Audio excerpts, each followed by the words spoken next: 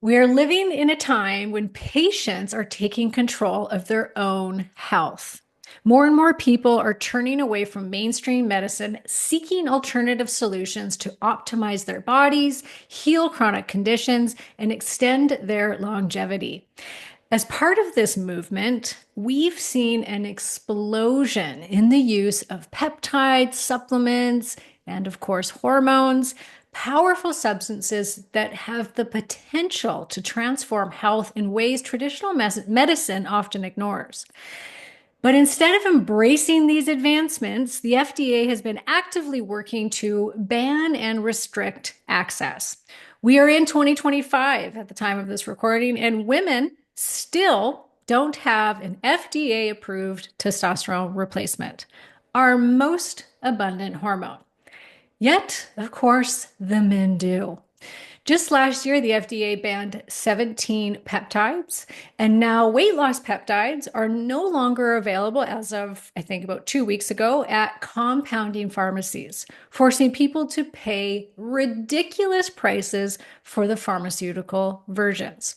This control over substances that could actually heal and optimize our bodies has pushed people into the so-called gray market, buying things like peptides, NAD injections, growth hormone, B12 injections, and more from what is called research-only websites.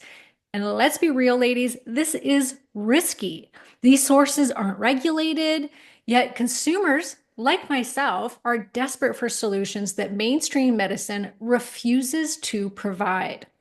Through our own women's peptide group that we started 2 years ago, I've witnessed remarkable transformations from the use of peptides and hormones like effortless weight loss, rapid healing after surgery, the reversal of lifelong gut issues, the eradication of chronic pain, eating disorders, and even the reversal of endometriosis and PCOS. I've seen women get off medications they were told they'd need for life. Not saying that anyone should be getting off their medications, so please do not take that as medical advice.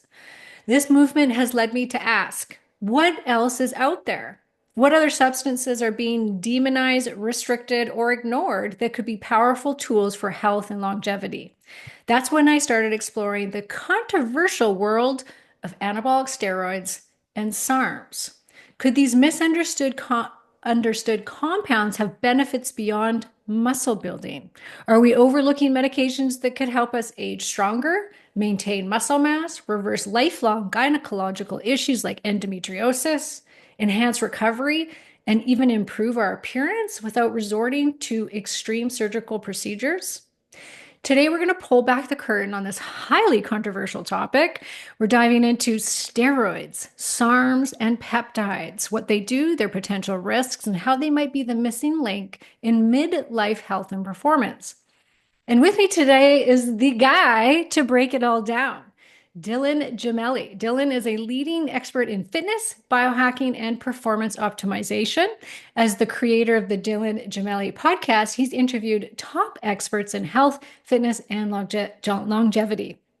His expertise spans testosterone replacement therapy, peptides, SARMs, supplements, and cellular health. With over 1.5 million Instagram followers and a thriving YouTube presence, including 82,000 subscribers on the Dylan Gemelli Biohacking, he has built an unparalleled platform for educating and inspiring people about cutting-edge health solutions. A dynamic public speaker, Dylan took the stage at the 60th anniversary of Mr. Olympia in 2024, and he is currently pursuing a master's in dietetics along with certifications in integrative and cellular health. He is dedicated to helping people take control of their health, optimize performance, and defy aging. So I am so happy to welcome Dylan. That was long. I don't know how on earth I'm going to live up to a fraction of what you just said. I really don't Right? know what I'm about to do here. I think I I'm don't going to know cut how you off. are either. I got what I needed. I'm out. Yeah, exactly. I'm out. I'm done. Thank you so much. That was beyond kind, and I never look at myself in any of those ways at all. And I appreciate hearing it. I really do. Thank you. It made my day. Well, I was really, and I think I told you this, I was just so pleased to have run across you and have an introduction to you because I have been on the search for 2 years for somebody that could give me a really good review of these drugs, basically, and or substances, we'll call them, that could give us a good, like, both sides of the story. Because really, when you start looking at, which I've been researching anabolic steroids, oh my gosh, for 5 years now. Uh, when I started digging into them, it was almost impossible to find information that pertained to women, that pertained to women outside of the bodybuilding world, and just information about what these medications could do that didn't have to do with bodybuilding. Hmm.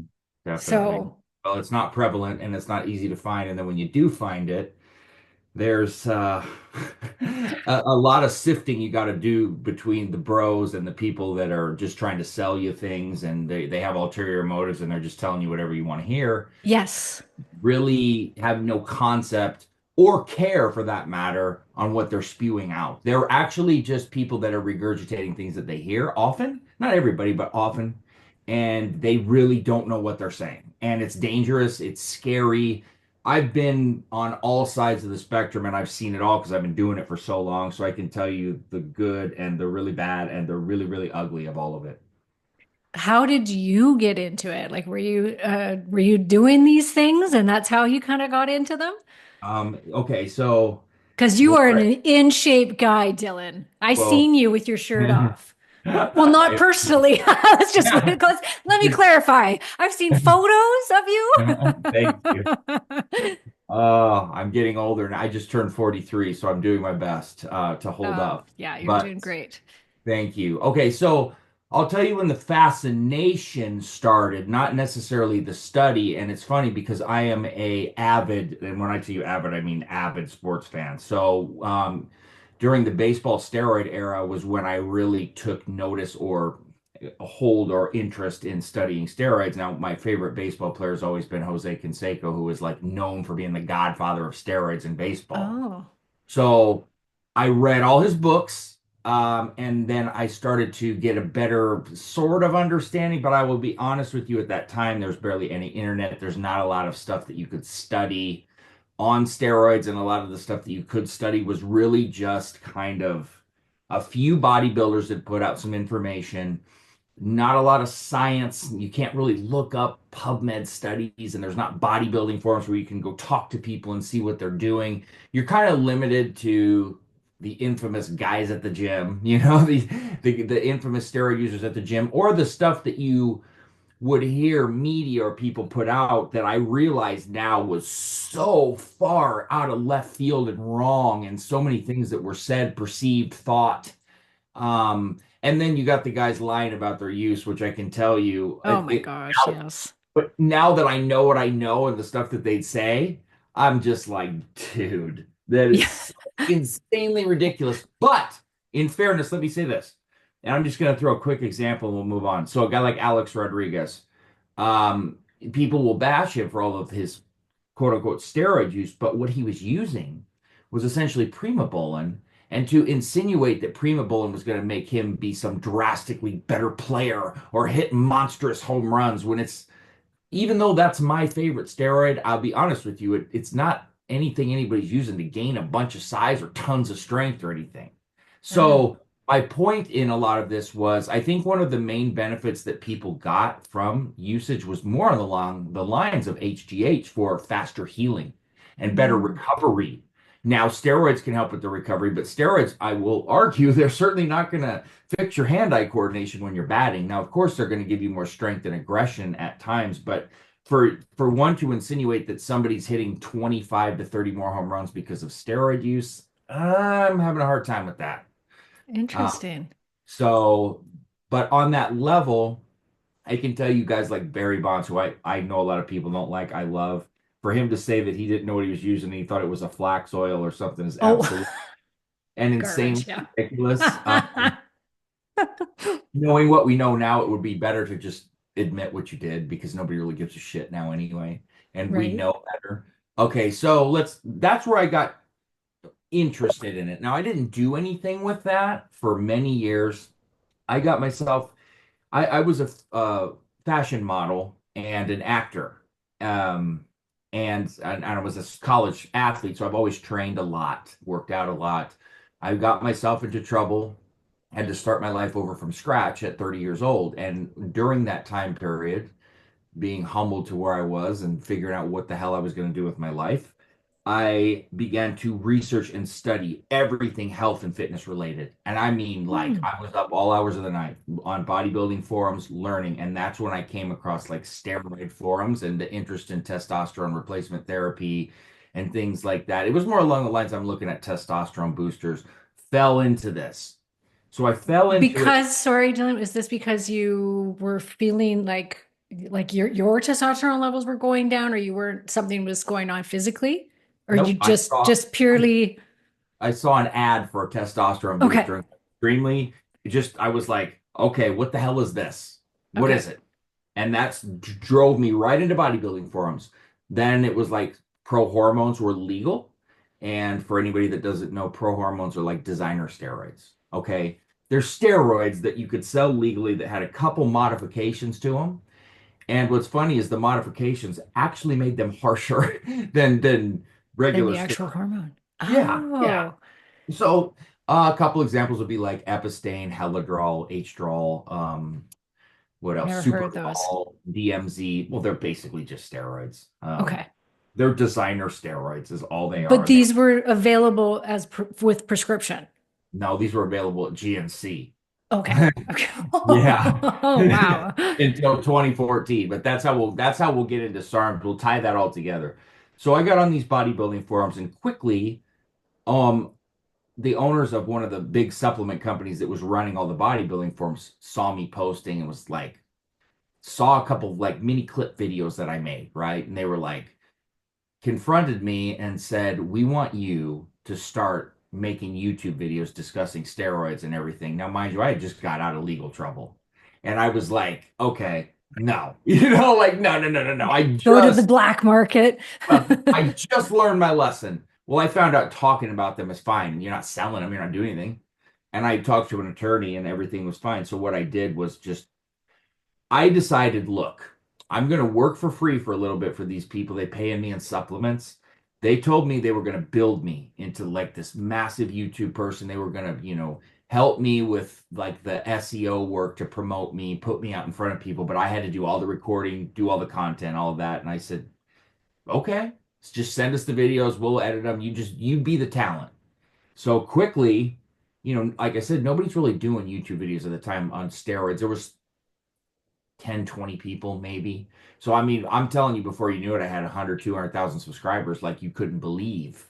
Um, Now you got the people that will really love you and what you do, and the people that hate your approach. I'm a little bit more conservative, more looking out for the care more and Yes. not telling you what you want to hear, but what you need to hear. So for some people, actually a lot of people, they don't like that. They just want it, you know, tell me what I need to hear, what I want to hear. So if you came up to me and said, Dylan, what's the best cycle to run for X, Y, and Z? I'm going to be going, what's your age, height, weight, body fat, what X, Y, Z? And they don't like that. They don't like that.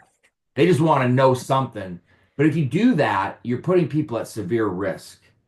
I, for one, have a better conscious than that, and two, I was worried about liability. If somebody gets hurt by my negligent and careless advice, Mhm. um, that they could come after me. And Mhm. so those two things I take into consideration. And three, I find it morally wrong to just start doing that because somebody's going to get hurt. I know in my heart, like if I don't ask these things, it's probably a teenager or somebody Right. asking. And I don't give a shit if you offer me. I told people, pay me $1 million. I'm not advising steroid use to teenagers or people under 25 because I know exactly what goes with that. I'm not doing Yeah. it. I don't care. I don't need your compliments. I don't care if you call me every name in the book. I don't care. So anyway, I started doing that for years on years. Well, I got a YouTube channel shut down. A bunch of people attacked and reported me because the companies I was working for were making a ton of money and they were taking money from these other places. And so that got my YouTube channel shut down with like 500,000 subscribers. Ah. I had to start from scratch. I did it for several more years, happened again. Okay. No. Yeah, same type of deal. Wow. Other several hundred thousand. So I decided let's build Instagram, let's build all these other things, see what happens, and then revisit YouTube, did all of that. And so here we are today. And so what happened was finally it kind of culminated in me getting to speak at the Mr. Olympia with doctors. And I hate the term influencer. I don't feel like I'm influencer, but quote unquote influencer on these panels with doctors. Nothing but doctors and practitioners, naturopathics, alternative medicine doctors, TRT clinic owners, and me, right? Um, so during that time, I met STEM Regen at Mr. Olympia, who was more in the biohacking space. And so I got home from Mr. Olympia and I got COVID, like right when I got home. And I was so pissed and like, why did this happen? Because I had so much work to do, so many people wanting to collaborate with me.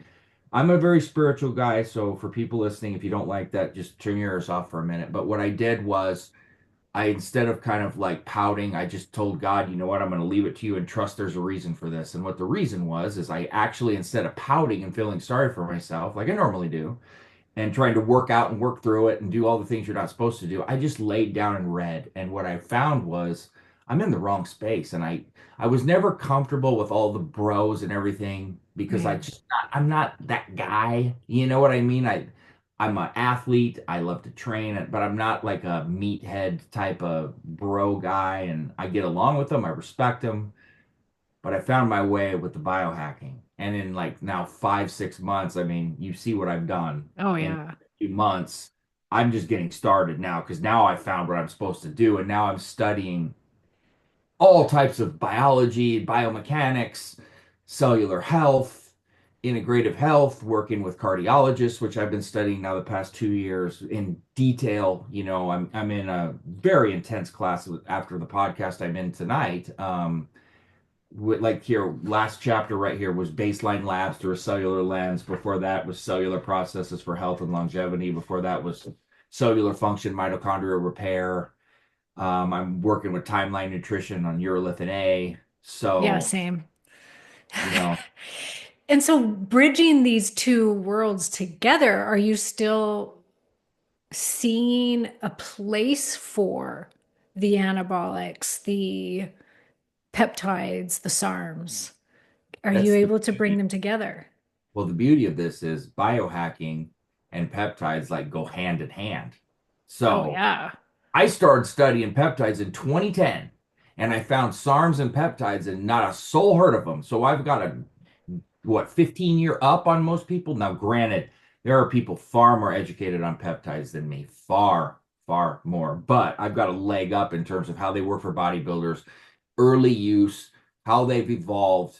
I've got to watch all of that. I've got to learn from some of the smartest people in the freaking world because they know my background. So they're fascinated by what I already knew. And then I get the blessing of learning from these people very closely and soaking up knowledge more on the medical side that I didn't Hmm. know. Hmm. And, you know, because I've worked around so many different research companies, I've always seen new stuff come out before anybody's ever heard of it. So, like, retatrutide, for example, I knew about that way before anybody was talking about it. Okay. Which is a GLP-1 for those that don't know what that is coming out on the market probably this year. It'll be approved, but people are already using it when they're purchasing off of these gray area, gray market websites for research purposes Yeah. only, which we will get into what that is. But Yeah, we'll get into that and I'll help people along the way with that too so they don't get mhm, taken advantage of. But mhm, you know, those companies are able to get things way earlier than anybody can because here's how it goes. The Chinese suppliers will say, "Have you heard of this?" And most of the time they'll say, "No, we have not." Well, here's what it does, and it's like so for that, it's like, well, this is a stronger version of semaglutide or tirzepatide, and it does this, this, and this, and they'll give their little bullshit facts. And so then the people will stock them, and nobody will know what the hell they are. Then they want people like me to go educate and help, right. right? Because I'll get the information and I'll know immediately, and I'll have any sort of study there is, I'll be able to find it, dig it up, and then be able to convey it properly, and people will listen, right? So Yeah. that's kind of how that works. Now, It's you got to be careful because a lot of these places don't test and don't know. But that's how I Yeah. stay up on things that are coming out ahead of time before most people have ever heard of them or know. And so, when I started doing the steroid videos, they said, "Well, we've got these things we want you to promote and work for," and it was SARMs and peptides. And I said, "Look," I said, "I don't know what on God's green earth any of this stuff is. I have no clue." I said, "You provide me an education and I'll push it, but I need to know what it is. I need to use it." And I'm telling you, the first time I used SARMs and I got done with it, that's why was known for so many years as a SARMs guru, even though I don't do Yeah. that. Yeah. That's what they called me. Well, you Because you were the one that brought it to my awareness, just so you know. I, I didn't know much about SARMs, or I had heard the term, but more of SERMs, not SARMs. And so yeah, SERM, selective estrogen receptor modulator, he's talking about selective androgen receptor modulators. yes. And we'll talk about what the difference is. But when I heard you speaking on my friend's podcast, I was like, oh, SARM sounds amazing. Why don't I know about this? It's funny because most people, when they talk about it, they tie my name to it, somehow, some way, because I was like, and I got a lot of shit like, oh, he pushes SARMs over steroids because he's selling them. And the funny thing is I've never once owned a SARMs company, like never. Yeah, yeah, I've worked for them and marketed for them, of course, but I've never yeah, like I'm not selling. I always ask people, how in the hell am I selling these things when you? So that's like saying any affiliate for any company is selling this. No, they're just giving you a code and telling you why you should use it. You're not selling it. But yes. anyway, my fascination grew with them based on the results and based on the fact that the side effects were so much less than steroids. Now they've evolved now over the years to where they're making them just as strong as steroids. But in the early stages, you could only buy three. Like when I started, there were three that you could buy. And technically, one is not even a SARM, and it really wasn't sold because that's MK677 I'm talking about. And that is a secretagogue. It's like a human growth hormone releaser type. It's Mm, really should be grouped with peptides, but it's always sold with SARMs. But basically, it was MK2866, which you'll know as Osterin, or S4, which you'll know as Androgen, and that was it. That's when I started. There were two. Now there's I have to off the top of my head 13, 12 or okay. 13. But with peptides, when you were buying them, Oh, you could buy so like many. I think there was less than 10 at the time you could buy. Now there's thousands if you really Thousands, yeah. dig into it. Now research sites, really good ones, you might find like 100, 150 options, but Yeah, there's yeah, thousands, out there. yeah, The thing is, though, is clinics can only write scripts for certain ones and certain amounts. So if you want to get a lot of these, you have to go underground yeah. to a research site because you can't get them anywhere else, or No. they it's risky. No, and that's why I kind of, in my intro there, was explaining to people that this is where the world's kind of driven the consumer, which is, Mhm, okay, well, you guys aren't going to make these things legal and easy to procure, then we're going to go elsewhere and we're going to find them ourselves. And so mhm. people are going to these underground places, and it is risky. And there's no way around that. But people like you and I have this peptide group just so that people have support, because these are people that are going to these gray websites, these underground markets to buy their stuff. And I want to make sure that they can be as safe as possible. So we vet different peptide sources. We make sure they've got certificate of analysis. We educate them on the use of peptides, because if not, they're going to go to Reddit and they're going to get their information, Oh, yeah. which is all bought and paid for. Oh, Reddit is a cesspool of ignorance and lies, Yes. deceit, and just pure. So, okay, here, let's talk about Reddit since you brought it up. So, and I'll try very hard to not get too pissed when we talk about Reddit. So, here's what happens at Reddit, and you'll see this. That their big forum there, I think it's called SARM Source Talk. It's one of those. Okay, it's the biggest SARMs forum on there. When you start a sub forum on Reddit, you can do whatever the hell you want. So what happens is the owner administrator of that particular forum charges the companies to promote them and to delete or bash the other companies. So they'll go to these places and go, okay, if you pay me. I'll just make a number because I don't know the exact number. 5 grand a month. We're going to make sure you get all the sales and all this. And I'm sure they probably charge more than that considering the amount of revenue they get. If they're smart, who knows? And then what they'll do, and I tested this. I even tested this to prove the point. I went in and I created a fake name and started promoting another site. Never said nothing wrong. Just tried to put pictures up, results, banned, deleted, gone. Okay. And then then I did another one and tried to take not like a pot shot, but just like oh, I didn't have good results with this company or whatever, deleted, gone, removed. I was doing it from different VPNs, different areas. I had people from other countries do it.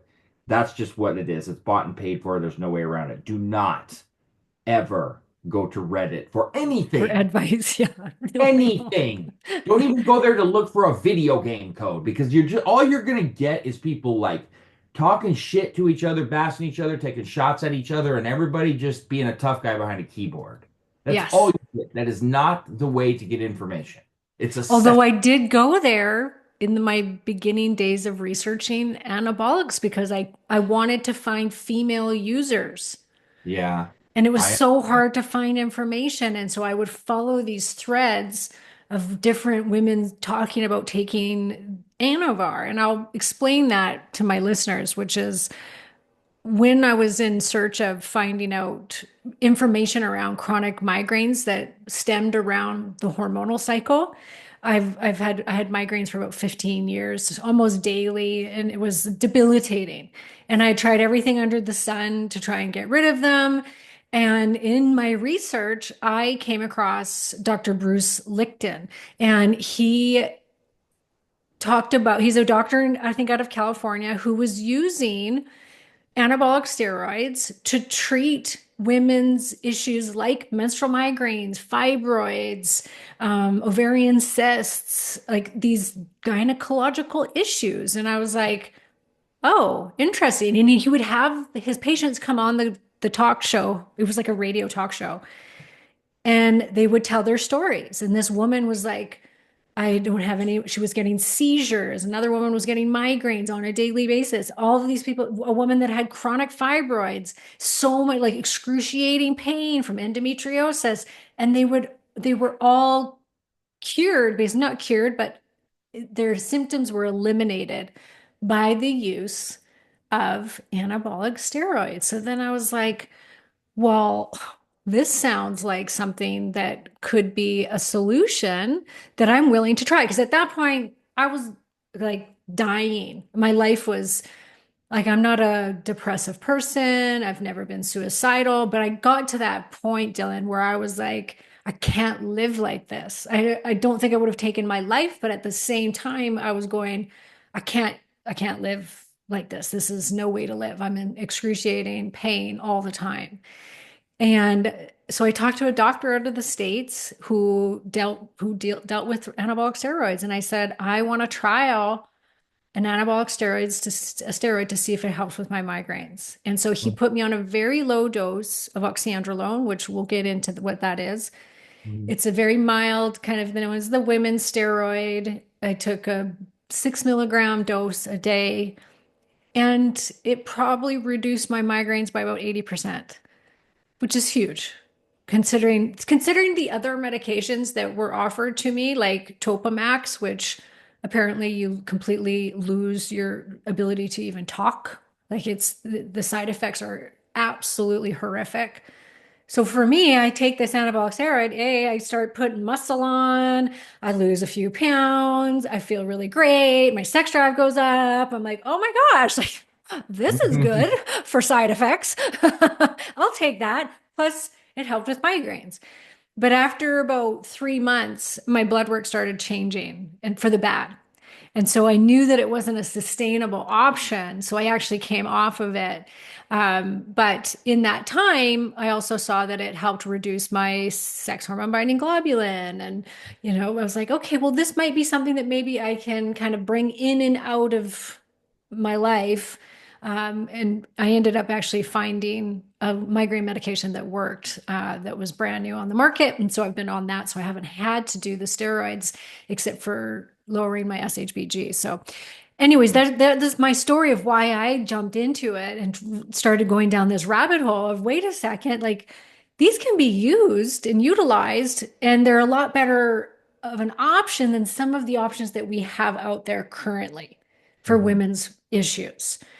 So, anyways, let's go back to these drugs alone. Like, can you just give us an overview of what a SARM is? What is an anabolic steroid?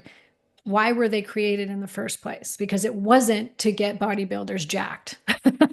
Oh, no, definitely not. So, SARMs themselves were really like if you go back and you really just like type in a SARM and look, especially the early ones on why? Like what was the point in all of these? Well, really, they were all to prevent muscle wastage and osteoporosis. Yeah.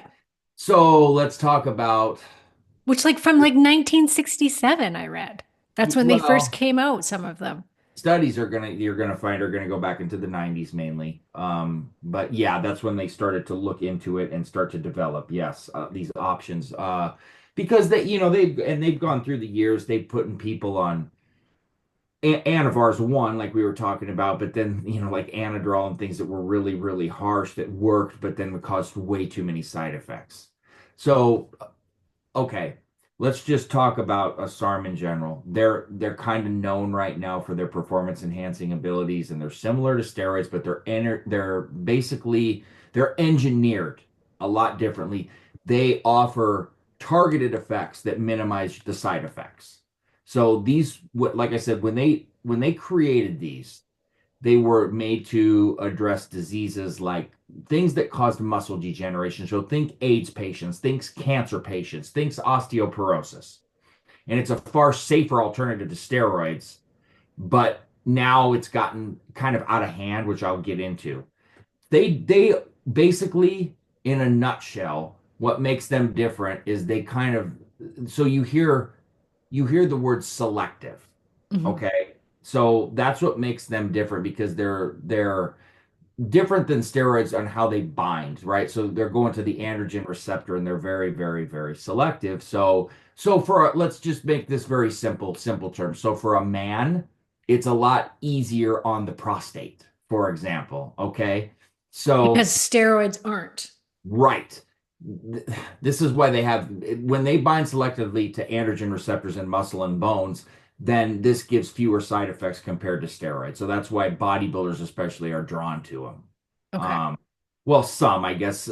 Yeah, I should take that back. The ones that actually give a shit about their health are drawn to them. The ones that only want to get big and only worry about 12 weeks of getting big and don't think about tomorrow, they're not necessarily as drawn to them. So I guess I should be careful with how I say that. So they work by binding to androgen receptors, and they're found in various parts of the body, basically in like your muscle and bone cells. So when they bind to these receptors, what's happening? They have an anabolic effect that they're eliciting, right? A growth effect. Yes, it encourages growth of muscle tissues. Sorry, I start talking fast, and improving bone density. So they have tissue selectivity. So the primary appeal that they even have is their selectivity. So it's intended to target specific tissues like muscle and bone, and it spares things like I said, like the prostate, your hair follicles, um, from androgenic effects, which that's where a lot of the side effects come. Now, the selectivity then is aimed to provide the same muscle building benefits of anabolic steroids without all of the side effects that goes along with them. Now, are they going to be as strong as steroids? No, they can't be. If they were, then they'd have the same amount of side effects. However, they do. Here's how I look at this, and I'll tell you how I view this. And when I judge somebody, let's talk about people running a cycle and looking for benefits. How do I judge results? And then you tell me if I'm crazy. Okay, so person one, let's say they run a 12-week steroid cycle. Let's say they run a bulking compound like with testosterone. So testosterone is an estrogen converting compound, meaning it converts to estrogen, which will increase your estrogen, which in turn will give you unwanted water retention the higher that you run it and the less you control your estrogen. Now, the thing with controlling estrogen is I'm not a big fan of aromatase inhibitors. So there's one problem right there is you need to use an aromatase inhibitor when you use estrogen converting compounds to control the water, but the aromatase inhibitors are bad for you. So Hmm. you're robbing Peter to pay Paul, and you're screwing yourself. Well, then guys like to run D-ball for size, Diana ball for people listening. That can add in 4 weeks, potentially 15, 20, sometimes 25 pounds if you're really underweight. But why? How? How? And is that good for you? No, it's not good for you because of the extreme amount of pressure it's putting on your muscle and joints with that massive amount of growth. Two, it's not good for you because a lot of that is water weight. So guess what happens?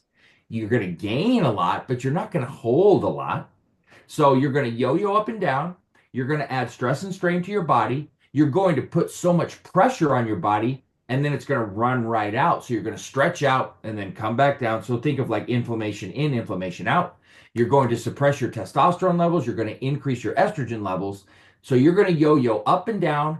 And when you suppress your testosterone levels like this, if you're not on TRT and that yo-yo happens, you're going to feel like absolute dog shit, excuse me, but that's what you're going to feel like. And then you're going to have to run a post-cycle therapy with a SERM, like you mentioned, Clomid or Novadex, to try to stimulate your testosterone production, which will never recover properly. I don't care how strong of a PCT you work. So eventually you're going to put yourself on testosterone replacement therapy. Mm-hmm.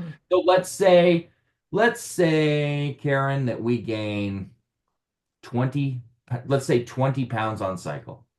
All right. And that's over a 12-week period. Now, how much of that is unwanted weight? Let's say realistically 12 to 13 pounds of that is water or fat gain from you're going to be eating a lot on those kind of compounds. So let's say you gained about 6 to 7 pounds of muscle, which is really an overshot. And I'm being very fair and kind there. Now, after you run a post-cycle therapy, which you're going to have like a very bad hormone imbalance, your body has stopped producing testosterone. Okay.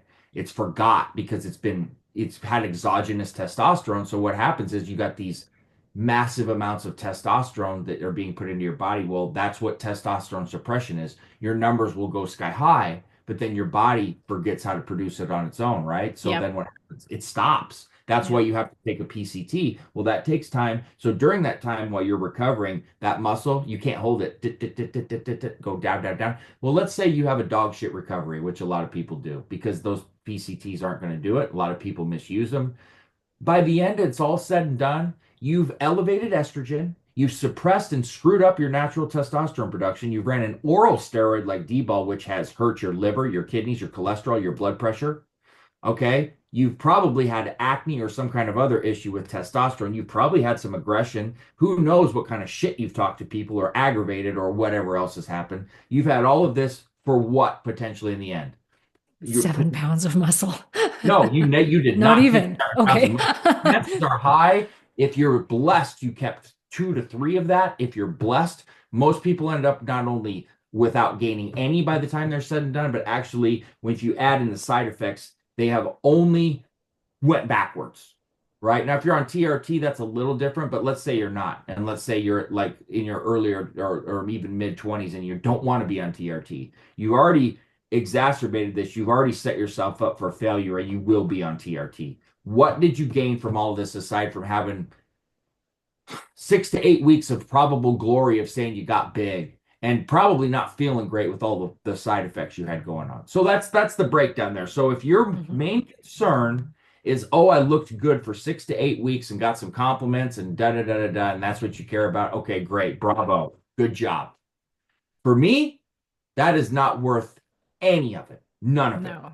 Then those are simple, hard facts for anybody listening. You can say, oh, so and so did this or that, or they looked at. Well, you weren't with them 24/7. They're not sharing their blood work. They're not sharing if they got erectile dysfunction. They're not sharing if they got gynecomastia. They're not telling you if their liver and kidney values are through the roof. They're not telling you any of that unless you're holding their hand and sitting there with them. Or then we look at the SARMs. Will you gain 15 or 20 pounds initially? No, you're not. But will you have estrogen conversion? No, you will not. Will you have testosterone suppression? Well, with the early ones, it's minimal. Now that we're getting a little bit more hardcore, we'd have to say, okay, which one are we using, right? But so with an oral steroid is methylated. So they have to alter it to make sure it can pass through the liver. So that's called C17 alpha alkylation. So when they do that, that means that when you use it to get it to pass through the liver, you're going to have a slew of side effects. It's going to just slam your liver, your kidneys, your cholesterol, your blood pressure, which is what I brought up prior.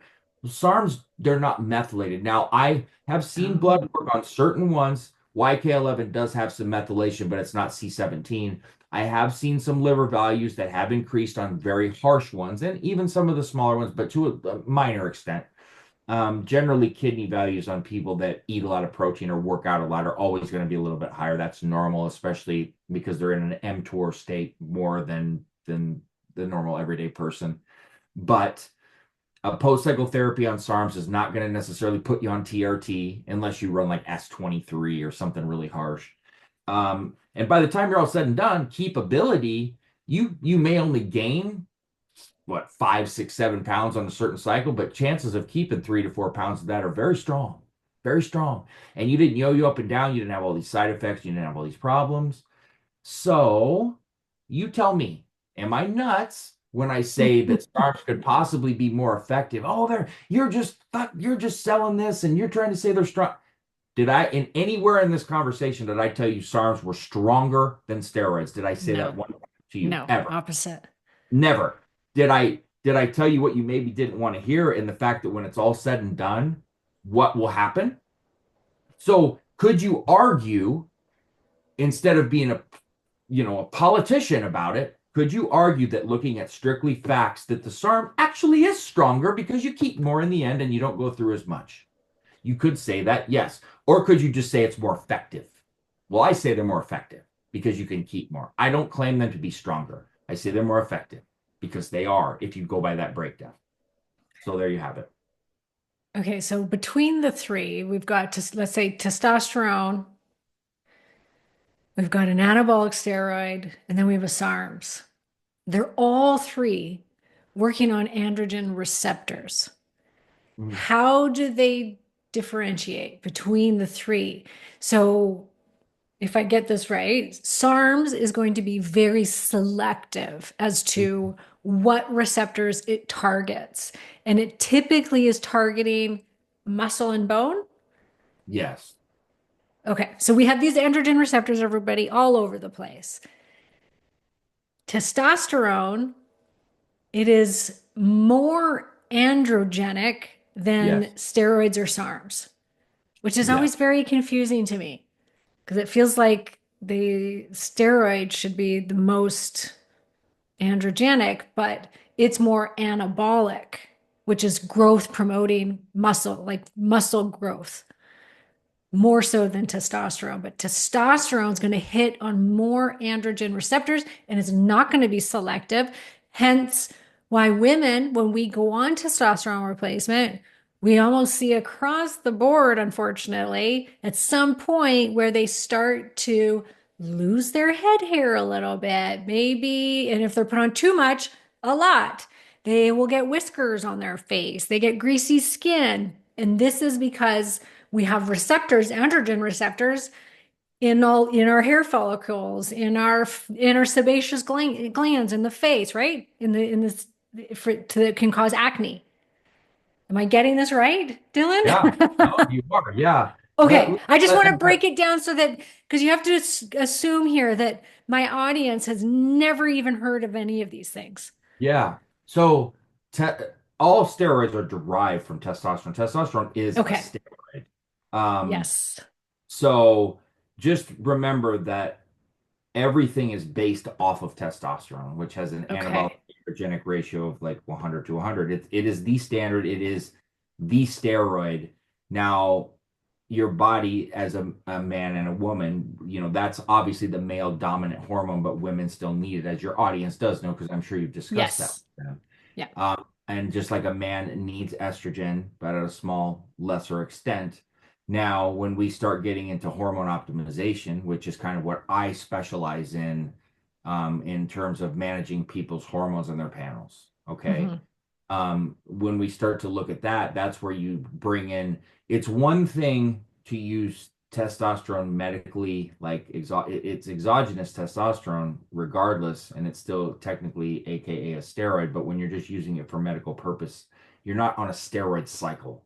right? Yeah. It's a You're medication. using it as a replacement to your own production. You're using Exactly. it in the same type of dose. Well, you should be. A lot of the time it's not, but the same kind of product, your own, what you would normally produce. It's just topping that up because some of us lose our testosterone as we age. So here, I'm going to give everybody a ratio so that they know based off of your dose what to expect. Now, mind you, this is just an average. So if you have like a very, very severe hypogonadal condition, or if you're using like an underground testosterone that may or may not be what it says in terms of, because a lot of times when you buy steroids from like the black market, it will say that it's 200 milligrams per milliliter, which is a cc. So let's say you take the ticker Mhm. up to one, you would expect to get 200 milligrams of testosterone cypionate, right? Well, a lot of times they'll overdose it to make it look like their product's stronger. So you may actually be getting 300 or 400 in that one. And you'll be able to tell because the more you can expect more pain, the higher concentration level of a steroid, you will expect more pain to be in that injection. So if you're feeling Oh. pain, it could be what they are using for the carrier oil, or it could be because the concentration level is a lot higher than it says. And shorter esters will also cause that pain. But anyway, if a man is taking 200 milligrams of testosterone per week, you would expect the number to be 5 to 7 times that dose. That's the total testosterone number during the peak because there's a peak and a trough depending on when you inject.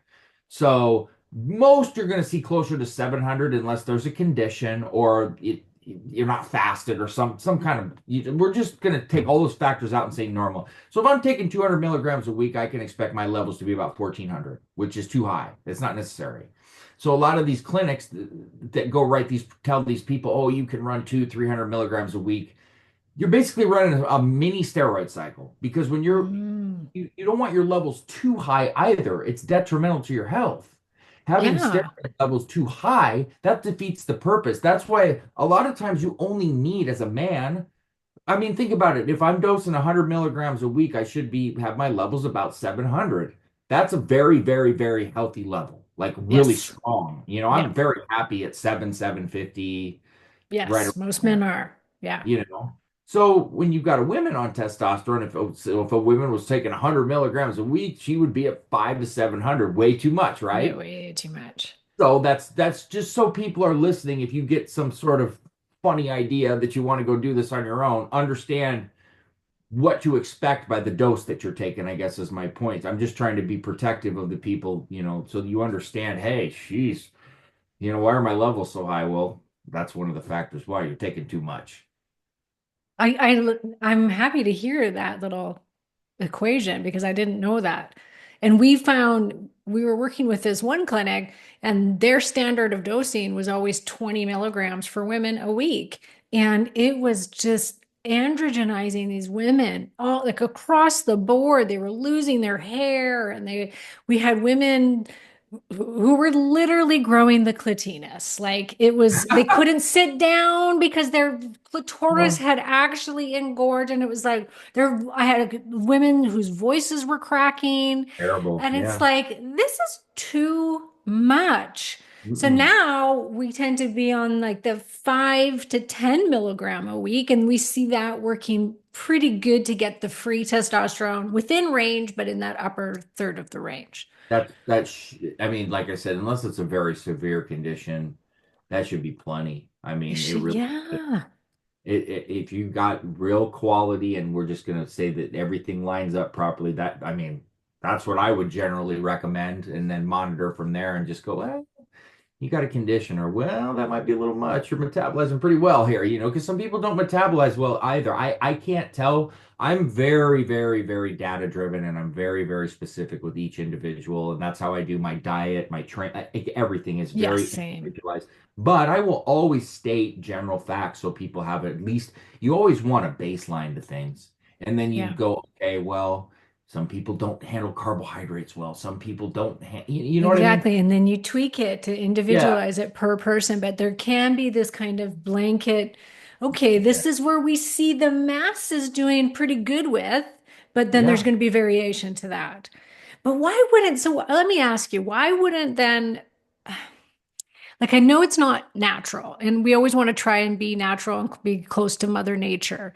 But if a selective androgen receptor modulator is going to really target these areas without giving us the androgenic side effects, which, like I said before, women, we run into this constantly, and then they got to take dutasteride or they have to lower their testosterone and they don't want to because they feel so much better on it. They're like, oh, my sex drive is back and I have energy and I feel happy. And it's like, I love the testosterone, Mhm. but I don't want to lose my hair. I So, know. like, why wouldn't somebody then select a SARMs? To me, it just sounds like, oh, this sounds so much better. You okay, so It's not there's bioidentical, though. no, you for one, like if your body needs testosterone and you need testosterone replacement therapy, SARMs are not going to increase your testosterone. You can't use it as a TRT replacement for Okay. one. Um, YK11 was developed for that, but it doesn't do that. You can't replace there. I will say this is, and maybe some people think this is bold, maybe not. You're not going to take anything other than testosterone to use as testosterone replacement therapy. Not in clomiphene, not Clomid, not all of this hope that everybody has. Just remember something, and you think about this. Okay, so Clomid and Novadex, what are they? Novadex is for breast cancer treatment, correct? And Clomid is a fertility For drug. fertility, yeah. So would you think, and this is a rhetorical question, by the way. I'm just saying this for just to give a simple breakdown for people that like to argue this.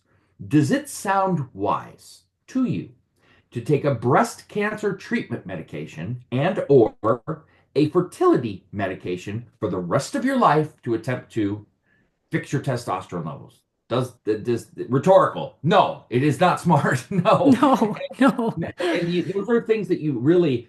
I understand the necessity for them in the capacity they need to be used, but it's very minimal. Okay, very minimal on when they may or may not be needed, and they need to be kept at that.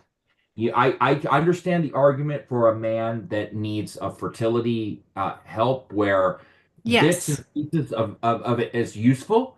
Yeah. Now, mind you, a lot of people have the misconception, and I'm going to give your audience just this, I'm going to throw in a little tip here for you on fertility, Okay. especially for steroid users.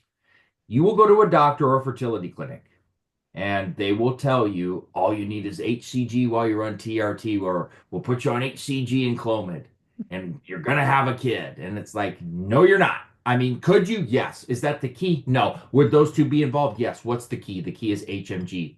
That's a totally different topic for another day. I just want people to understand that these drugs that get often prescribed, there's a reason why they're prescribed, and it's for insurance purposes and things like that. You'll never be able to get HMG, which is the key to actually getting your fertility fixed, especially when you've abused steroids. Just so you know, the point here is you cannot replace testosterone with these other drugs, these SERMs, whatever the hell else that you may think you can or that has been marketed that way. There is no replacement, and especially when you're talking about long term. You could use enclomiphene for a few months, and I can definitely agree that it will help boost your testosterone levels. You cannot stay on that forever, and I have no idea on the efficacy of that long term, but I know you can't stay on it forever. And you don't want to be taking breast cancer medication for the rest of your life. No. You want to be taking fertility drugs for the rest of your life. Do you So, have favorite supplements still in to help naturally boost both men and women's mhm. testosterone? Because I know that, like, I have researched this high and low for women, and there's not a lot of research, unfortunately, on what supplements, but in clinical practice, like, because you're working with people, or what are you seeing actually move the numbers? we're Anything? we're talking. I mean, we're talking minimal things. There's new things that have been coming out, like that are kind of what's the word I'm looking for? That they're so like for instance, when you get creatine nitrate, you have to go pay to get because it's copyrighted. Like so they have to sell you that to use it. So there's a few new that I've seen. EndoFlow is one of them. I'm trying to think of I don't study testosterone boosts enough because Testo They're surge. yeah, they're minimal in what they do. So, okay, for instance, what's one that people have always used? Fedosia agrestis has always been Yes. popular. Tongetta Lee. Yes, and but it's minimal on what it's going to do. I mean, if we're being honest, there's all these concoctions of testosterone boosters. Boron is used also for SHBG, by the way. Hmm. Tomcat Ali is decent. You could see some ticks on the needle with that for sure. Yep. Um, but I mean, it's gonna be some. You know what? I don't want to. I've always said testosterone boosters have merit. There's some good concoctions out there, but you got to get them from FDA regulated facilities so you know exactly what you're getting. And then I can always look at a formula and say, oh, that's a pretty good makeup. It's got some potential there to maybe Hmm. give you a little bit of boost. I think it's more ideal for women to try it, as opposed to trying TRT first because you're going to notice a lot less in the side effects and Yeah. possibly see because they do have the ability to give you some uptick. I have seen some people get a couple hundred points on their levels before with those. I certainly have. I wouldn't hold that to the fire, but I've certainly seen it and it's certainly possible. So what I always try to do, unless a woman is at zero and just like not moving the needle and just horrible, I would still always at least try to start that route and just go, okay, let's try this for 60 days. Let's recheck and then let's get off of it and see what happens. And it's like, how long do you want to endure this and try it and do trial and error? You know Right. what I Yes. mean? Yeah. Yeah. And That's how I that's feel about it. yeah, it's up to the person. I can't get on here and look you in the eye and say with certainty, oh, that's going to work and that's going to do this because I know it's not true. Yeah. But the potential's certainly there. And I would definitely, what I always do is when I have a woman that wants to do that, I go, okay, and I'll assess how bad do you feel in this and that. And if it's, I'll judge on what we're going to try and how heavy of a booster or how many different, if we don't want to pick a product, just go get separate ingredients and cram them together. I used to design these, supplements and help design them and put the formulas together. So I do know what has the most potential to work. Um, Tomcat Ali has a pretty good It does. It is one of the better profiles for sure. And research. it's got a lot more research and it's proven to do more than a lot of the other ones do. A lot of the other ones, Fedosia's been around a long time that people have used it, really. Hmm. And there's some good foods that can help. Eating better is obviously going to help, but I mean, it's how much Does it's going to move the needle. Do you know I the mean, mechanism of action of Tongat? Because I know that it is used to lower sex hormone binding globulin, which then will yeah, free up somebody's testosterone that they already have. But does it actually help to boost their own production of testosterone? Do you know as it's well? it's shown to increase testosterone levels and Yeah, lower decrease SHBG. HPG Okay. in some studies. Now, if you just want to ask me of what I've observed on people, I've Hmm. certainly seen people do pretty decent with it. I've seen some increase in points with it. I have. I've used it a few times. I mean, this was many years ago. It's pointless I'm on TRT now. It would be pointless for me. I wouldn't notice anything Same. sideways I've from got a it. bunch of testosterone boosting supplements that people have given me to try, and I'm just like, but why? I'm on testosterone replacement. And I don't want to give that up. It's way easier for me. Once a week injection, done. No. You may notice, like even on TRT, by taking one of those it, early on, some sort of like better energy or maybe just a better sense of well-being. But after about 30 days or you're not gonna. It's pointless for you to give an assessment. You're not gonna know. No, I'd have to come off my TRT and then and just Oh, do trial that for 3 months. big, So big I'll supplement. eventually do it because I would like to even produce my own TRT supplement for women because it's really hard for some women to get testosterone. It's very hard to find practitioners that will prescribe it. In Canada, it's near impossible. And United States, we're getting more and more, but it's still challenging.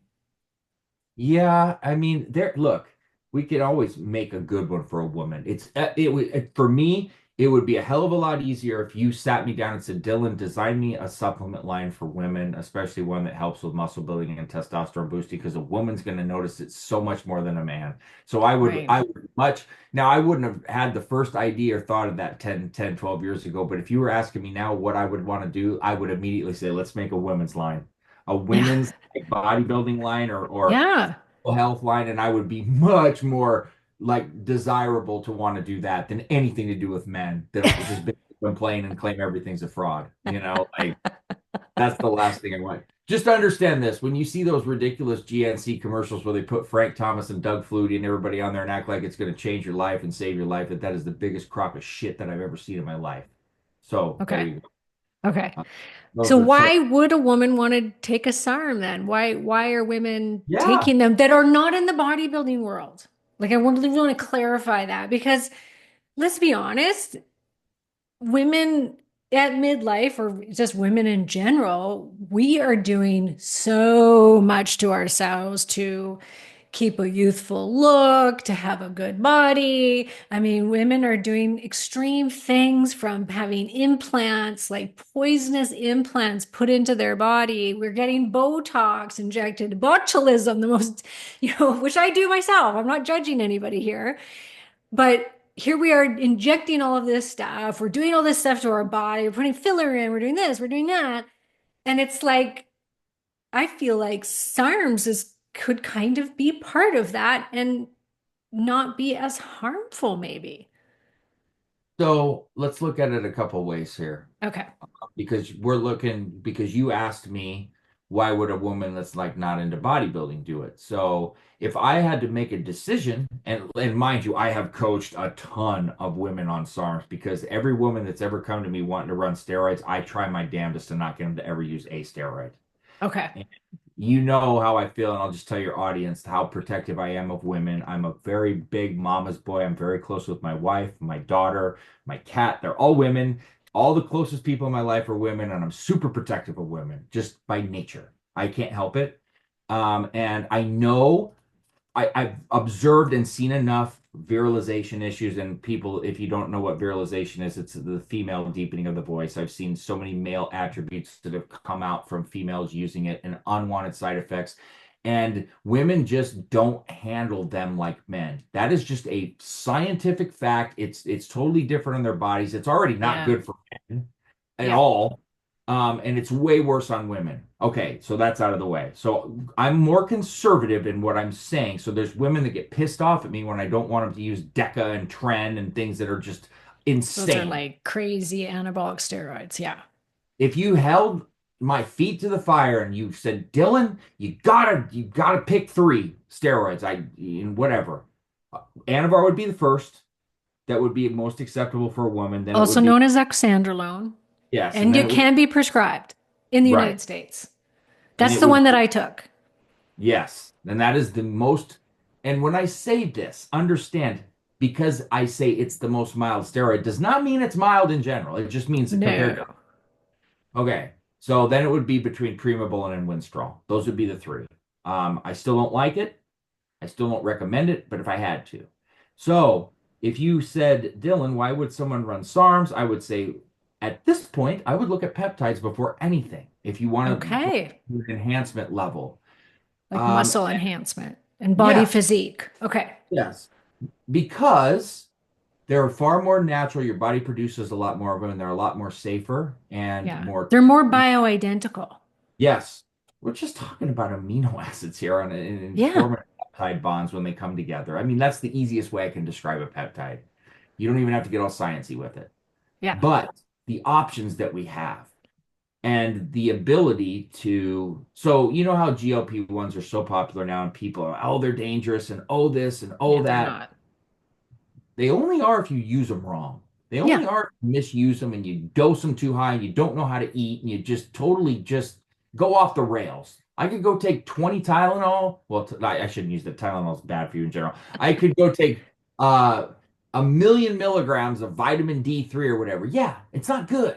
It's not good, right? I'm overdoing it. If you take a GLP-1 properly, if you eat right, if you don't abuse it, there's a slew of benefits. I mean, there's so Oh many my different. God, it's crazy. Yeah. Yeah. Yeah.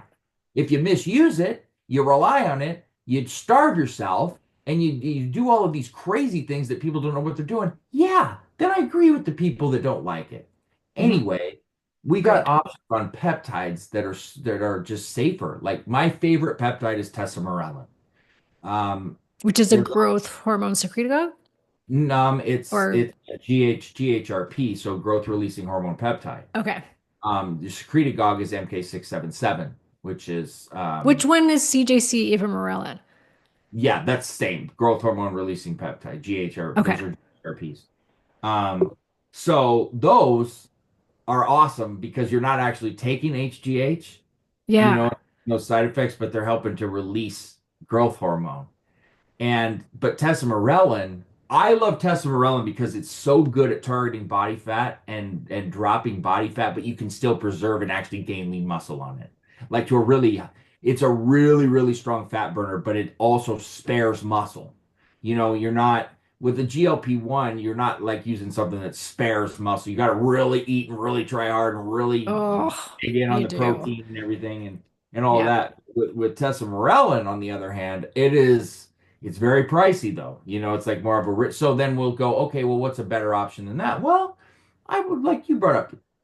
Generally speaking, you're going to stack ipamorelin and CJC 1295, which you can go get prescribed. Those are good options. But it depends on what you're looking for. If are we just talking muscle gain and things like that? Sermorelin's another good option. But then there's a lot of great anti-aging peptides or things for skin. GHK, copper peptide for one is fabulous. Yes. Sleep help. We could look at epitalon. We could look at DSIP, delta sleep inducing peptide. That I was a mean, weird one. yeah, we could go on and on and on because there's something for everything. There Yeah, I literally is know. something for everything. Melanotan too, for tanning and libido. But then, I Yeah. mean, what's the most popular? Well, it's BPC 157 and TB 500, right?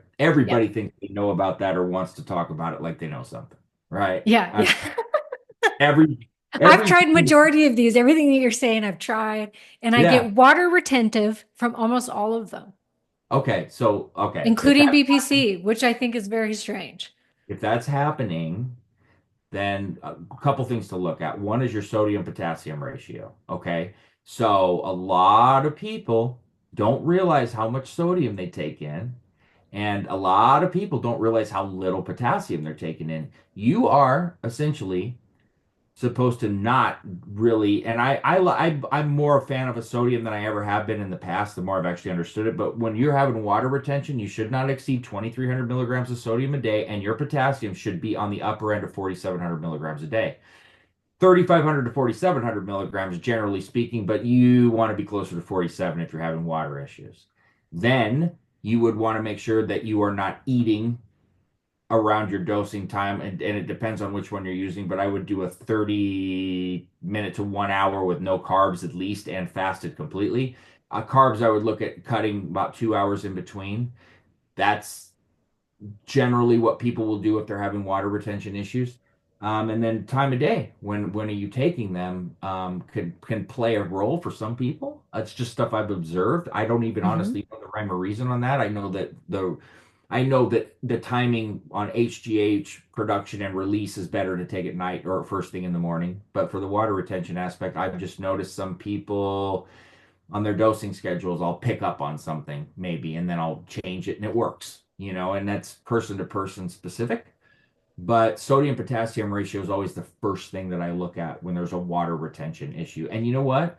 I for one, like I don't run HGH because I always get water retention no matter how I go about it. Yeah. An option is to just lower the dose, you know, Yeah. Yeah. lower the And I dose. wonder if my dose was too high. I think it was, looking back at it. But I testosterone too, if it's too much, I start to get water retentive because I have certain gene SNPs that make it so that I don't metabolize it very well. So I just Yep, have to stay at the lower end and space out my dosage, and then that seems to be fine. But yep. yeah, I wouldn't mind trying one of the other. I haven't tried sermorelin or tesamorelin, and Oh, doing just a smaller dose to see what it does for growth, for that's muscle growth. Tesamorellin's the best, but like I said, it's not cheap, so just keep that in mind. But it is the best. It's really good. You could probably just do 1 milligram a day instead of two, and that could cut the cost down and see how you do on it, and try it that way. Take it before bed, once a night, like that. But shit, I got water retention from glutathione, so who knows? You Yeah, know what I mean? right? Like, You don't, yeah, no, it's you all don't so know. different, I just noticed individualized, that. Yeah, I just figured that out this week, and I'm like, what the hell is going on here? Well, that was right? the only thing I changed, and then I didn't take it, and I sweated everything out. So, Yeah. I mean, BPC, everybody's like, oh, it feels so amazing. It's so great. And I've tried it multiple times, all different dosages. Every time I get water retention, and I don't seem to get anything else from it. And I'm like, how was this even possible? It's so strange to me. But either way, Let okay. me ask you real quick, did you just Yeah. have you only injected it? Is that the only method you've used of BPC? Ye yes. Okay, so maybe we'll try a cream or gel or capsules next time and see Yeah. how you do that Yeah. way. That's a good idea. Yeah. Yeah. I use the Yeah. cream of the BPC TB500 cream, and that's my go-to. I've Yeah. got my mom even using that one, and she's 72. So And so you're sure that they can be taken transdermally? Like you've looked that up and to know well, that it can yeah, pass through the skin? I wouldn't be using it this long if it didn't work. Yeah, no, Okay. it absolutely works. I've been doing it for several months, and yeah, no, it's Where do you get that from? my so my recommendation on products would be peptidepro.io and SARMs.co. They're related companies. I am I a tried big to fan. look the SARMs.co up and nothing came up, but I'll I'll look send you the again. direct Okay. links to everything, and And I I'll can help put it in the set show up there. notes. But I'm a very, very big fan of everything they do and what they've shown me that they do and their products. And yeah, they're I love definitely. the idea of being able to put it through my skin because you get so tired of all the injections, right? You're poking your pin pad after a while. It's like, oh, so irritating. That's Um, the turnoff with peptides as opposed to SARMs is the constant, but now like right. I don't know if you went to A for M or not, but I I sat in, did. you did. Okay. So I sat in on some good conferences that were talking about like them working on transdermal forms of peptides now and how that was going and how they were progressing on it. And in fact, I can go back later and look. I think I have it in my Dropbox. I saved all of the stuff from everything. So if I do, I'll send it to you, all the slides, the whole presentation. Oh, good. Yeah. I have Yeah. one that I want to talk to you about that just sounds like a miracle, but miracle Sure. substance, Cardarine, Yeah. I'm which your resident Cardarine expert. I So know because I found it on a website and I read about it.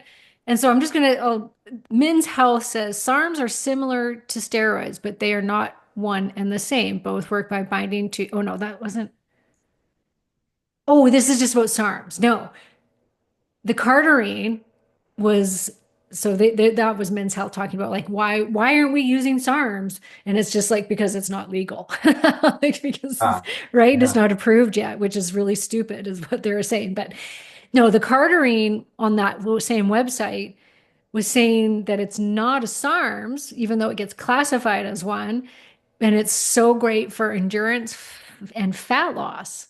Like that's fantastic for those things. And then I went onto your YouTube and I'm like, okay, let's see if Dylan's talked about this. And you were like, this is one of the things that you love. Yeah, I have I'm like well, one of the reasons I'm known for it is because everybody knows the like extensive amount of cardio that I do. Like, I do Oh, I hate cardio. we want to tell you. I mean, right before our podcast, I just did 90 minutes and yeah. So I do about 110 minutes of cardio 5 days a week. I'm a very intense trainer. And so anything that affects my cardio in any sort of way, trust me when I tell you, I know. Okay. And I still to this day remember the first day I took Cardarine. This because it's a fast acting thing, and you can't imagine yourself having better endurance. You can't fake that. You don't get a placebo effect on making you run longer and not get tired. Okay. You just can't do that. And I remember that feeling when I took it. It first came out, and I was really hesitant at the time because I was like, man, this is brand new. And I was just like, you know what? I'm just going to use it and just see what happens. And this was, I believe it was 2012. I remember I was living in Maui. Wow, that long ago. Yeah. And I was running 5 miles a day consistently. And every once in a while, I kick it to 6. And that's kind of where my threshold was because I was running 5.5, 6 minute miles. Now I do longer duration, slower speed. And I remember I told my mom, I said, I feel like Forrest. effing gump right now because I went 10 miles, which I'd never ever done, and I was still could have keep going, keep going, keep going. And I'm not saying that you're going to get that kind of with it, constantly, but the first time I used it, I that's when I started to run longer durations was after I used that. It builds up your VO2 max, and that gives you the ability to have more output. Now, let's just start with what it is. It's like you said, it's lumped into the same category as SARMs, right?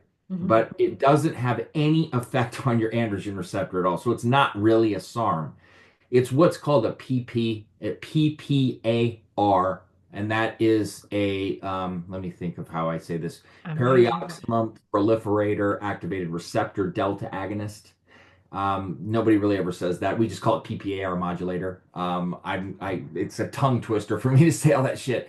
Anyway, what can you expect? Fat loss, endurance, and the main one that would shock you, cholesterol improvements. All right, and Yeah. I would throw in blood pressure. You'll notice a fixation like of your blood pressure, and then an improvement in your metabolism. Okay, now it was aimed when they first made it. It was supposed to be a treatment for obesity. Okay, so Okay. what it does, it targets fat stores, and then it would enhance your metabolism, your metabolic activity, and it helps with like diabetes through modulation of metabolic pathways and lipid strain, like I was talking about with cholesterol, cardiovascular disease, and that's because of the impact it has on its lipid profiles and your energy expenditure. What you'll But see that is, sounds so great. well, it does sound great, and it is great. Why didn't it come to market? Okay, so there was one really like a study, like a super, super, like crazy study. I've actually done a video on this, so I would tell people to go watch Okay. Yeah. the study that I did because there was what happened was is that rats, Yeah. it was showing like basically After cancer. 2 years, though. Yeah, Two years on extremely high doses that humans would never go on. This is no, similar to the GLP-1 research on rats and thyroid cancer. yes, They were given doses that would never be given to humans. yep. And so it's just, and then this seemed like the same thing. It was like high doses for 2 years and the rats got cancer. No, it's insane. And I covered this all and broke it down because I would Okay. have an hour of your time to do it. If Okay. you the video I have, but let me I will just give link to it. yes, and let me give you like a quick breakdown of the mechanism of its action so you can kind of understand like how it works. So there's really no other way to put it than in scientific terms, so bear with me here. It's an isoform of a PPAR. Okay, so the receptors here play a really extremely important role in your metabolic process, and that would be more specifically in the expression of the genes that are involved in energy expenditure, lipid metabolism, insulin sensitivity. Think that. So it's a lot of the draw to it is because it has the ability to enhance fatty acid metabolism and increase your energy output, especially in your muscle cells. But the beauty of all of this, no hormonal imbalances, no post-cycle therapy, no none of that. Yeah. I have people stop after 12 to 16 weeks, one, because of that rat study, and two, because I find that you may develop some tolerance to it and you don't want to do that. You want to take a break. Basically, in short, let's keep it short, simple, and sweet. You're increasing your VO2 max, and that's going to give you the ability to perform with more output. So that's why I argue it's not only good for your cardiovascular training, but when you're working out and you're lifting weights, you have the ability to require less rest in between sets, more output, more results. Okay. So once you stop taking it, people say, well, am I going to get tired again? Am I going to lose a lot? No, your VO2 max is built, but you got to keep working hard. Right. So you got to keep keeping it built because if you stop, then of course you will lose it just like anything else. Yeah. So you have it built, keep it, keep Yeah. pushing yourself. Every day is not So going it to be like perfect. speeds up that building process of your VO2 Yes. max, and then you can hold on to it or somewhat that if as long Yes. as you keep working at it. Yes. Yes. Right. And so Don't just give four to up. 6 weeks. I would go 12 to 16 weeks on, Oh, 12. Okay. 4 weeks off. 20 milligrams a day. It's a once a day dose, 24-hour half-life, very simple. You can get capsules now. You don't have to get liquids. It's very easy. It's super simple. Yeah. Yeah. And what, so before I let you go, I just want to go into a little bit more on the, if you have time, the benefits of taking anabolic steroids and SARMs, because I really want women to know that there is a place for these medications. Osteoporosis. Mhm. This is why a lot of them were originally created, was to help with osteoporosis. And so I think that that could be a good fit because a lot of menopausal women have osteoporosis. Yeah. Yeah. And that's so MK2866 was the first one that was really developed for that in the SARMs world. You'll see that called Osterin. That one Yeah. I have had so much success with women, but I have to say, and I remember when I told Amy, Dr. Amy, she started laughing her ass off because I said one of the things that of concern there is that it can increase clitoris size and it can throw Oh, off your menstrual cycle. That's why I have women ease into the dosing. When they listen to me, they do extremely well. Don't dose it like a man, please. Just listen to me and trust me because I've done this for so long. If you ease into the dosing, you can test and assess and see. And if you start to notice it, you can curb it and mitigate it right away. If you start too high, it's too late. Just okay. like with so Okay. men will do 25 milligrams a day the first couple weeks, assess, and then bump to 50. Women, I never have them start higher than 12.5 milligrams a day for at least 2 to 3 weeks. Sometimes I have them start even at 10 milligrams a day for 2 to 3 weeks and assess. And then maybe even go 4 weeks and then consider kicking it to 20 or 25 milligrams. You're still going to notice great results even at 12.5. Oftentimes, I just leave you on 12.5. And the beauty of that is you can gain lean muscle and it also has healing benefits, not quite to the extent of BPC 157, but there's really nice healing benefits. It's been one of my go-tos when I want like a faster acting healing thing, but also the ability to build lean muscle and get everything else out of it. A lot of people get Osterin is like a Swiss Army knife and what it can do because it's so versatile. It doesn't do anything so spectacular, but does a lot of things really well. You know what I Right. mean? Yeah. It's very, very, very versatile. And it's one of the, still to this day, one of the top selling SARMs. If you go ask any research company, because I gather data from these companies, I always want to know what's the most What's popular. selling? And Yeah. it's consistently been RAD 140, GW 501, 516, and MK 2866. We're all Consistently. derivatives of Ostarines? Or which one's No, no, no. Ostarine? Osterin is MK Okay. 2866. Okay. And does that one have the effect on growth hormone?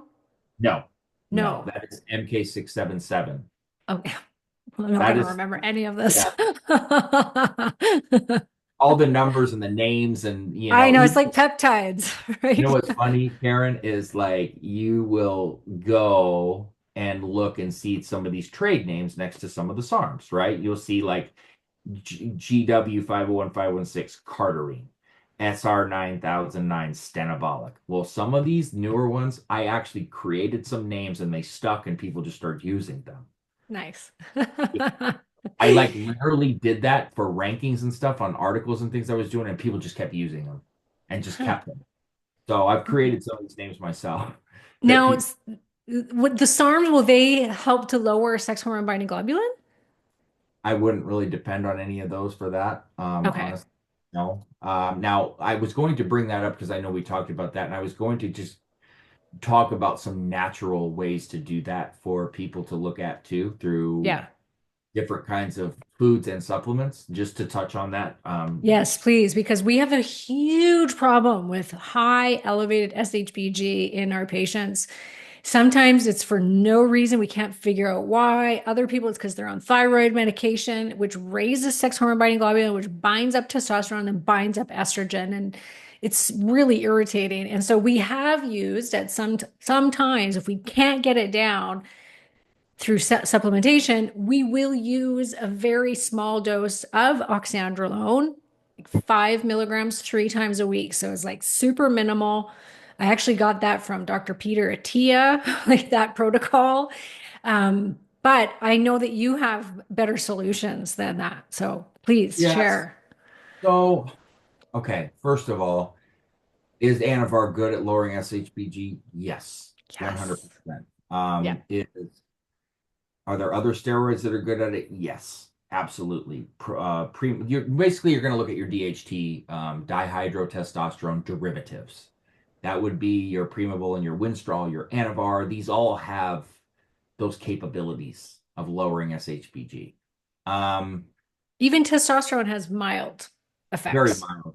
Yeah. Now, Proviron is my favorite and has the least amount of side effects for men. The problem is that it's not something generally tolerated well by women. Okay. Uh, Androgenic problems there. So we have to rule that out. I don't ever put women on Proviron. So let's look at this from a food and natural standpoint first. I'm not saying Yes. that's to correct it, but that's definitely the first steps we want to look at. Okay. So, number one, cruciferous vegetables. Number two, more protein. Number three, more fiber. Then we're going to want to reduce sugar intake. Red wine will help. I don't like that because it's like, okay, people use like oh, well, we get resveratrol from red wine. Go take the That's such supplement. bullshit. Yeah, yeah. It's just an excuse. Yeah, so stop using that as a crutch. Like, oh, I want to drink red wine, so I got one benefit out of it. Can it help with SHBG? Yes, it can. Now, let's look at some supplements that we could take. Tongkat Ali, we talked about that, and boron is another one. And those are both ones you'll commonly see in testosterone boosters. But what else? Magnesium is often low in people that have a problem. Vitamin D is deficient in people that have a problem. Zinc is low in people that have a problem. So these are all areas that you want Okay. to look at and address that are your main areas. Okay. Now, do we want to talk about Anavar use? And if we're going to go the route of Anavar use, should we go that route? And if we do go that route, how long or how much? And what can we expect in terms of blood panels and side effects? Because this is not, as you and I discussed before, a Mhm. long-term solution. No. And this is not something I recommend doing long-term, even at a No. low dose. Nope. Okay. No. So let's just quickly functionally look at Anavar side effects. Okay. The main concerns with Anavar are going to be more organ related. Liver, kidneys, cholesterol, blood pressure, and possibly other organs that you could take into consideration, but those are your main four. So we're looking at your ALT, your AST, your creatinine, your BON. These are the things we're going to look at on a blood panel. Your basics. There's going to be, I could go into more depth on that, LDL, HDL, triglycerides, and then your blood pressure. You need to if you're going to use Anavar, any steroid, any SARM, and I would even do it with peptides, even though there's a less risk. You should always go get a blood panel and go get your baselines on everything. Because Agreed. if you don't give me a baseline, there is no way in hell that I can tell you what kind of effect something is having on you. Mhm. So any steroid user, any SARMs user, anything, no matter what, give me your baseline. We take a mid-cycle or mid therapeutic, whatever we're calling it. Okay. We'll take something in the mid and we'll take it post to see how you're recovering. I need data or I can't honestly tell you how your body's handling certain things. And that's why people that when they run their first steroid cycle, they want to tell me, oh, I'm going to run this, and this. I'm like, dude, I need to know how your body responds to testosterone only first. And that'll tell me if you're estrogen prone. That'll tell me how much suppression we're enduring, like all of this stuff. If I don't have that data and you're running all of these things, your hand I don't know how to advise you. I can't, right? Same here in this situation. I need to know, okay, well, Karen, I took your blood work initially, and geez, after 4 weeks, your ALT and your AST basic liver values, they're up like 40% on only 5 milligrams after only 4 weeks. This is not good. Your SHBG might be dropping, but there's other markers here. We can't do this too long. You don't want to run any oral steroid over 8 to 10 weeks. I'm a big fan of keeping it at 6, but if we're doing some kind of treatment here, we'll monitor at 6, maybe kick it to 8. I really don't like that. Let me tell you why. Your body's very resilient, yes. But if you start hammering your organs internally and you keep doing it and you keep doing it and you keep doing it, your it's building up toxicity, it's building up problems, and you're going to find yourself developing more and more and more problems. I just, Mhm. it's terrible. So you have to be very, very, very careful and monitor everything closely. But will to answer your question on the SHBG, it's very effective. Yes. Yeah. Um, 5 to 10 Very. milligrams is a low dose, Yeah. and I wouldn't go any higher than that. Yeah. Yeah. Yeah. So, And um, it does, how long do you see it, like if somebody did that low dose for, let's say, 4 to 6 weeks, it lowered their SHBG, they come off of it. How long do you see that lasting for? I haven't done enough blood work to know.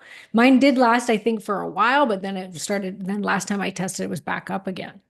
so it really depends on what we dig in to try to find is causing it, which you got to do a lot of that. Once again, you got to do some different kind of testing and see and look for the core reason as to what exactly is causing it. We're just talking about a quick fix here Right. to Yeah. not really get to the core and the root of the problem. And that, once again, that's like a diagnosis I'd have to do and see a blood panel and look for different things. And it depends on what the diet and lifestyle is like. And there's a lot of factors. Yeah. Uh, look, if we were going to do that, it would be like, okay, let's run this, know the risks, understand it, let's try it, let's get it down, and then now we can really dig in and see, okay, we got this down, let's take another look again and try to get to the core root of this problem and figure out what's exactly causing it and see how fast or if at all it shoots back up or not. And once I see that and can determine that, then I can make an accurate recommendation. But this is like a band-aid to a wound, right? And depending on it or relying on it is not something we're going to do. This is a okay, this worked to get it down. Now let's really find the core cause here and fix that.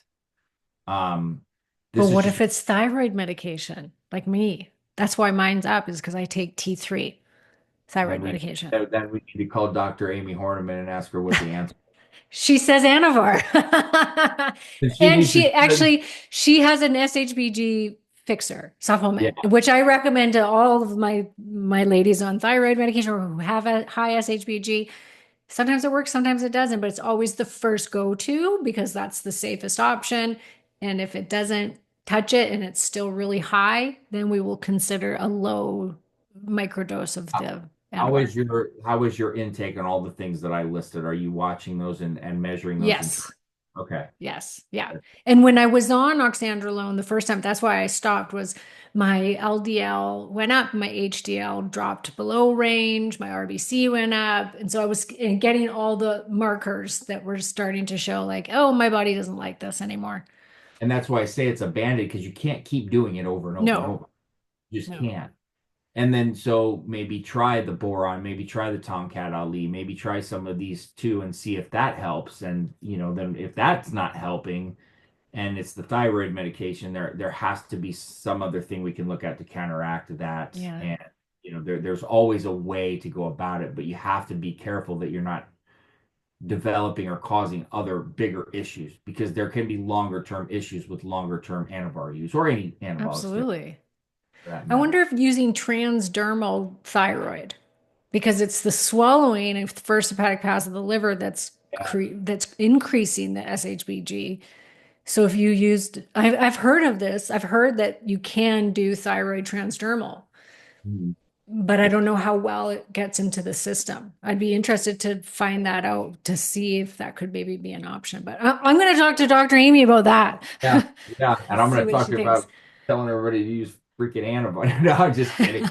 She, she's so brilliant on that. I would 100% defer to her on that one.